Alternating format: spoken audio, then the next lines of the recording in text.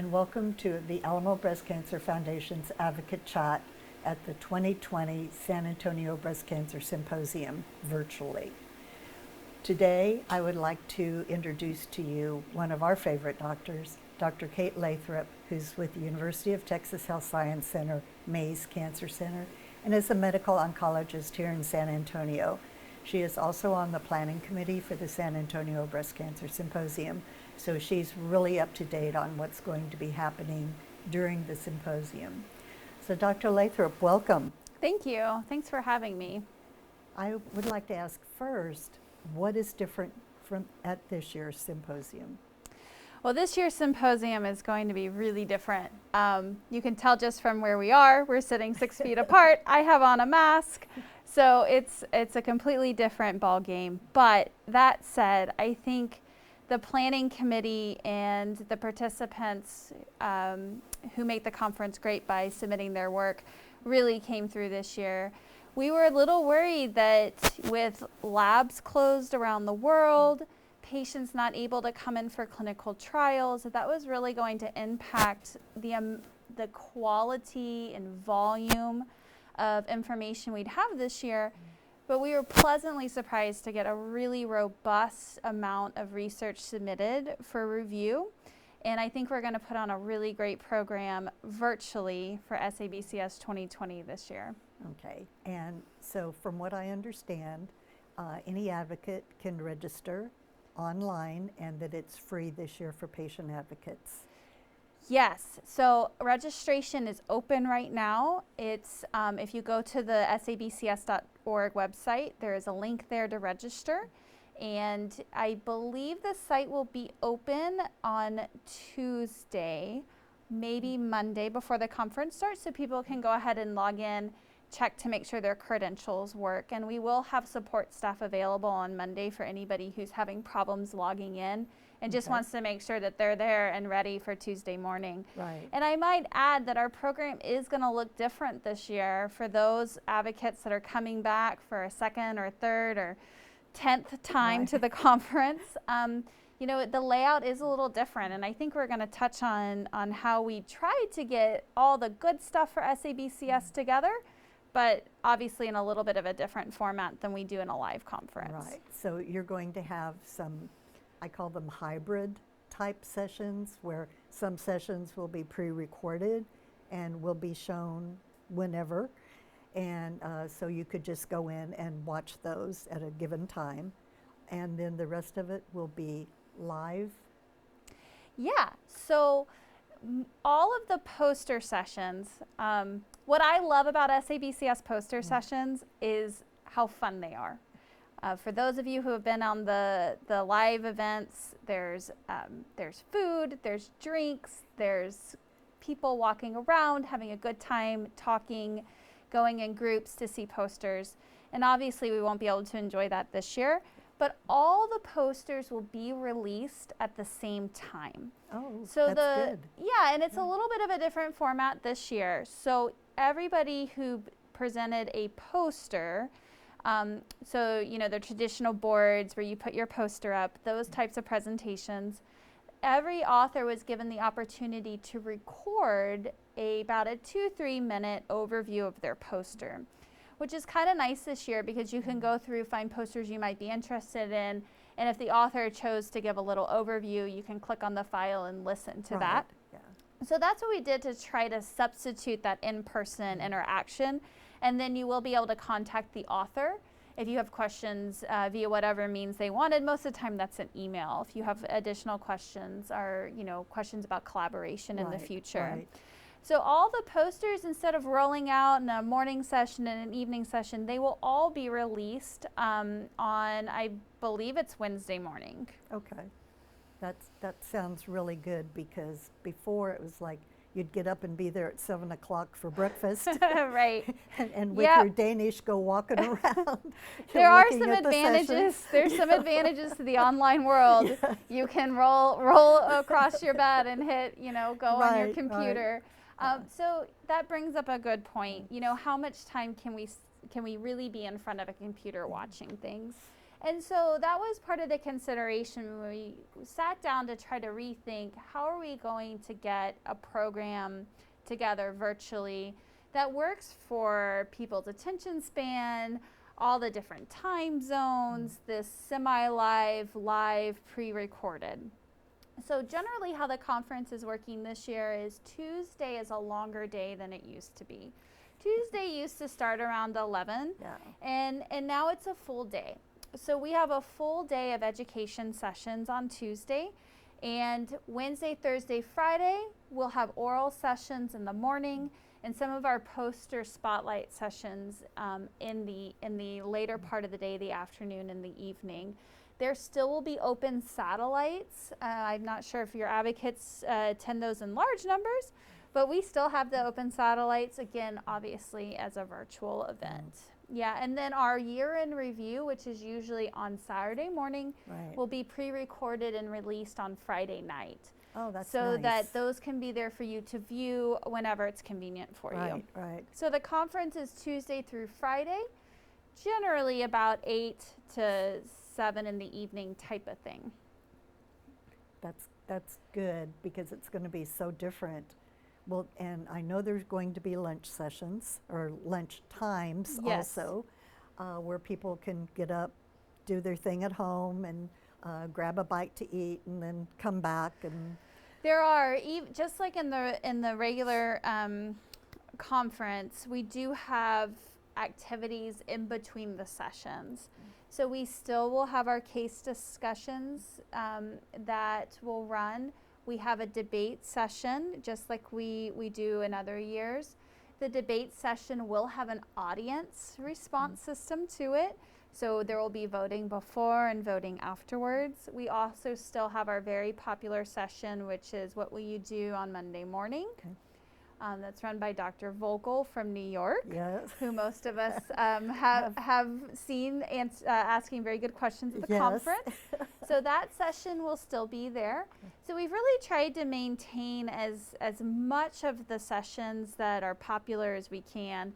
And then you mentioned, how do we do this in a live versus recorded session? So most of the sessions are recorded ahead of time. So for example, an oral session in the general session will have a recording that the first author has already done with a slide set and their little picture in the corner talking. And that's going to run for 10 minutes. And then there will be a live question and answer session with that presenter. Okay. So we've tried to make it so we minimize potential problems with connections and things like that, so that there's pre-recorded material, but that we also preserve that interaction by having a live question and answer session. So as an advocate, you'll notice on the screen, there's two things. There's going to be kind of a chat area where you can chat with other people, kind of like a social media type of thing, where you can put comments or, but then there will also be an area where you can submit questions. Now those questions are not going to be public, and it's not going to be that, Sandy wants to know, the statistical, merit of something. So you're not walking up to a microphone stating your name and what your question is. That's right, And, I've heard it both ways. There's some people on the committee that really like to go up to the microphone, but I know that limits other people. There's people that for whatever reason, language barriers, or they just don't, they have a little bit of stage fright. They're not going to get up to the mic in front of thousands of people. So in this setting, you can submit a question. It will go straight to the moderator. The moderator will see these questions come in, and then we'll be able to choose ones that they think are, kind of the most provocative, or if they see the same type of theme coming in, then they'll ask that question. So we will have a moderator doing that same type of thing that you would see where they would in the past call on individual mics. I like that system. Yeah, and actually in 2021, when we're all back to normal, we do have an app where you can submit questions through the app, so that will be available That's hopefully good, in yeah. 2021 for our next in-person meeting. Yes, we do hope it's in person Yes, next year. for sure. Even though we've learned a lot by moving it virtual, we would like to go back. That's for sure. So what can you tell me about some of the education programs that are going to be on Tuesday? What are some of them Yeah. that you think patient advocates would really enjoy and really get some information from? Yeah.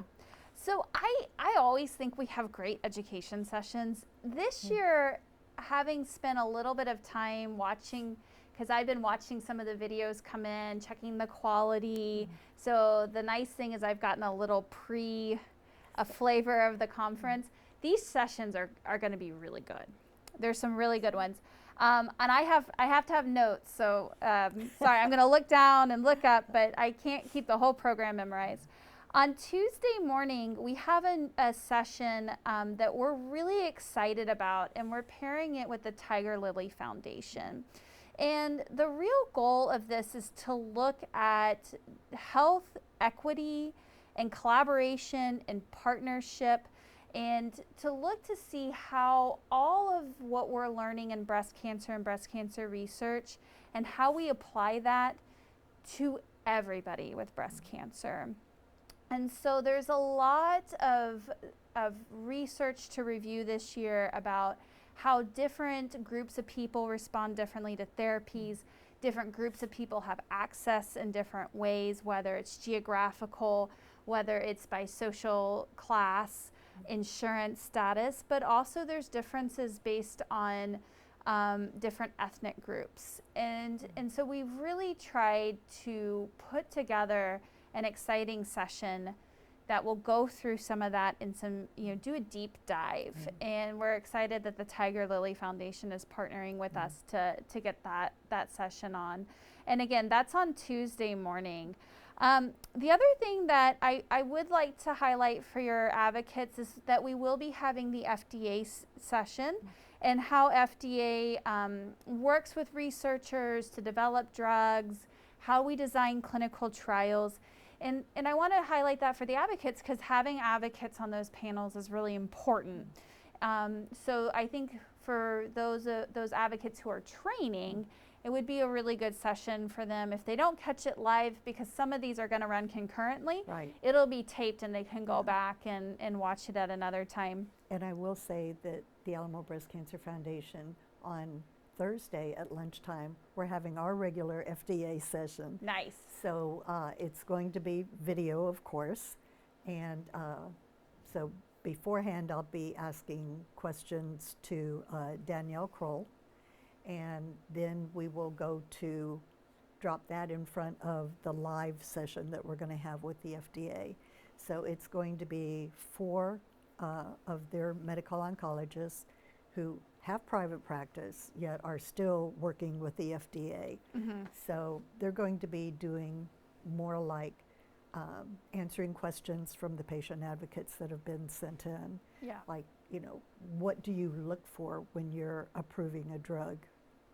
That type of thing. And who's included on trials, Yes. and then as a clinician who does research, when we really limit the trial, we run into the problem where we don't know how it applies to everybody that we treat.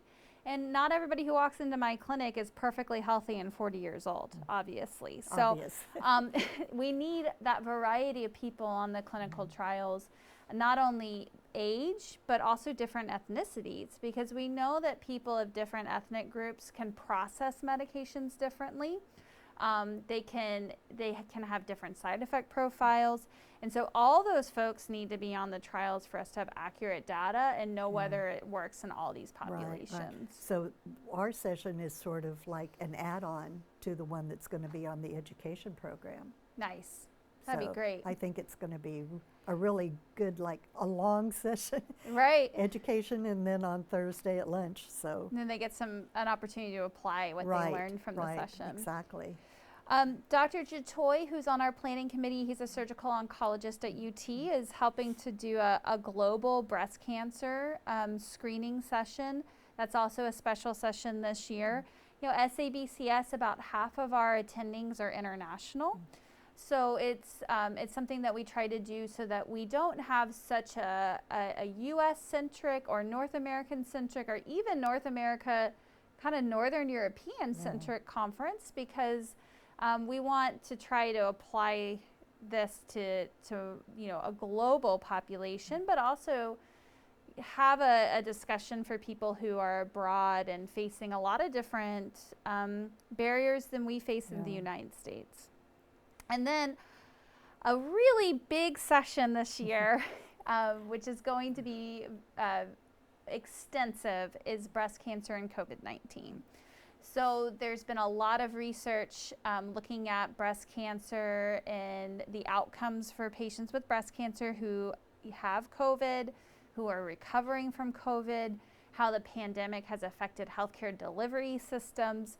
So, I think this is a testament to the dedication that a lot of these researchers and clinicians all over the world have, is that this pandemic started December at the earliest, and a year later we're going to have a session with a lot of research that's already gone into it and how we can best care for COVID patients that also have breast cancer. Right, and I think too, so many of them are afraid to go to clinic because they're afraid they may get COVID. Yes. So. There is a lot of screenings have decreased. We've been trying to do, at least locally, a lot of outreach to the community, encouraging them to come in for screening, not only for breast cancer, but other cancer screenings. Now, that said, every place is individual, and where we are right now, the numbers are starting to go back up again. So really, it's just, if you're worried, if individual people have those questions, they just kind of need to check in with their local providers and see what the best course is. So those are the special sessions that are on Tuesday morning. Those pretty much run from 8:15 or so until 11. And then what I like about this program is that we have a group of education sessions on Tuesday that are not double scheduled. So it's actually the only thing on the schedule. So we wanted to highlight a set of educational sessions that are always really popular. And they're the sessions that cover kind of the bread and butter treatment updates. And so we have a triple negative session. We have a session on HER2 positive breast cancer and how that's being now personalized. Last year at SABCS, we saw some data about how to best manage patients with brain metastasis. So we may be using different regimens in that population versus other populations. We know that for women who get certain responses to these medicines before surgery, that we can continue them on the regimen, but other women we might need to switch to different medicines. So there's going to be an overview on personalization of HER2 positive breast cancer therapy. And then there's a really exciting session on immunotherapy and the new frontiers of immunotherapy and breast cancer. We know, breast cancer is a little behind some of the other cancers on implementing immunotherapy, and partly because we've had so many other medications that we've found in targets, and so but immunotherapy is starting to come into its own in treating breast cancer, and the questions are, who benefits, in what setting do we benefit from it? Is it before surgery? Is it after surgery? All of these things that we're really in the process of sorting out, and there's many clinical trials obviously that are ongoing for that.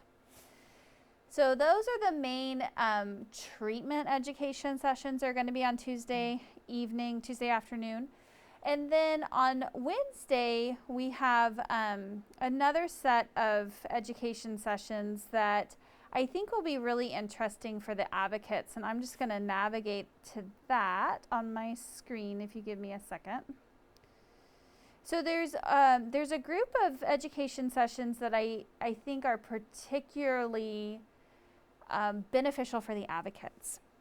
So there's an education session called Choosing Wisely, and that is to reduce toxicity and burden of radiation therapy. So that session is really looking at trying to find out, who benefits from more radiation, who we cannot give radiation to, different types of radiation, whether there's things like hypofractionation, shorter courses or longer courses. So that's going to do a deep dive into that. And then that's also followed by a de-escalation in surgical therapy. So, what about these patients who get a really good response to medicines before surgery? Do we still need to do surgery? Last year at SABCS, we started seeing some information come out about doing biopsies and seeing if we can tell if a woman needs to go to surgery. So they're going to kind of go over some of that data too and explore that. And then that's followed by an education session on the disparity crisis in breast cancer, which is really important, not only in the US, but all over the world. Outcomes are very different for people of different socioeconomic classes. And then that's followed by a session that I think the advocates will love, which is entitled Accelerating Recovery After Breast Cancer Therapy. And that looks at side effects after long-term therapy with hormonal therapies, chemotherapy, radiation, surgery. How do we optimize that recovery? There's also going to be a sub-session in that at looking at body imaging, sexuality after breast cancer, oncofertility. So I think that will be a really rich session for the advocates, and that is going to be as part of the educational sessions on Tuesday. That's good. So what about during Wednesday, Thursday, and Friday? What are some of the really good sessions? Yeah, so Wednesday morning, let me just back up a little bit.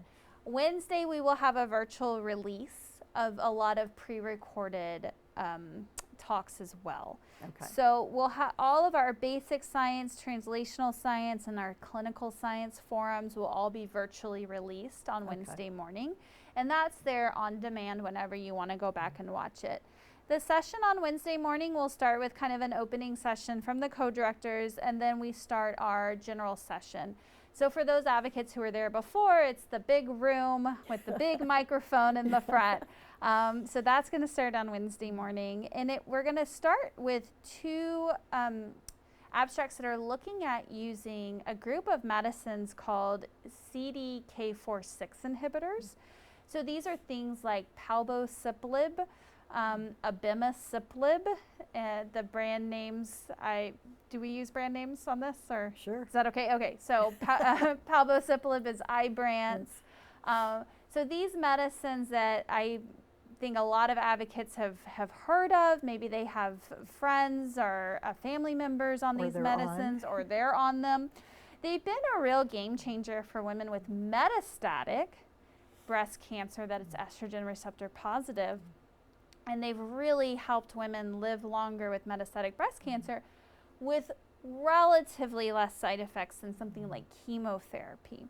So now we're looking at what can we do if we start these medicines early? So if we have a woman that we're a little bit worried about having higher risk breast cancer, higher risk of the breast cancer returning or becoming metastatic, if we give these medicines before they have metastatic disease, can we prevent metastatic disease? So we have two trials looking at that we start off with. I am not going to tell you the results because they're embargoed. Darn. But they're going to be great. And Dr. O'Regan from Wisconsin is going to be the discussant to follow.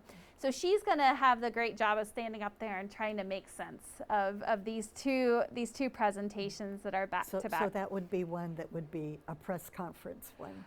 Yeah, so the first one is the final invasive disease-free survival, which is a mouthful, but what that means is women living free of breast cancer. That's the invasive type, that's what we think of. So not DCIS, but invasive breast cancer with abemaciclib, which is called Monarch-E is the name of that study. And then we have a phase 3 trial, which is called the Penelope B, as in boy, trial, which is a phase 3 trial looking at how those medicines interact if we give them before surgery. So those two abstracts are going to be there, and then we'll have a discussant. So those are the two big trials that I think the advocates would really like on Wednesday morning. And then Dr. King is giving a talk. She is the woman who discovered the BRCA mutation. So she's giving an awards talk, and she's giving that live, actually. So Mary Claire King? Yes. Yeah, so she's going to give that talk starting around 10:45 on Wednesday morning, Central Time. So that should be a great talk. And that's going to be followed by some clinical case discussions if the advocates are interested in that, and a career development forum for the younger physicians. So additional ones that I think will be really exciting on Thursday morning, we open up with sessions. We have a late breaking abstract that just came in a few weeks ago, which is a SWOG study. It's the Southwest Oncology Group study, and it's S1007. So this is a really big trial. We're very excited to have it presented at SABCS. It is hot off the press. They just finalized the data a few weeks ago for this presentation. So what this trial looked at is it's how we can use Oncotype DX in the setting of women who have positive lymph nodes. So I'll back up a little bit and explain what that means for those listening who aren't familiar.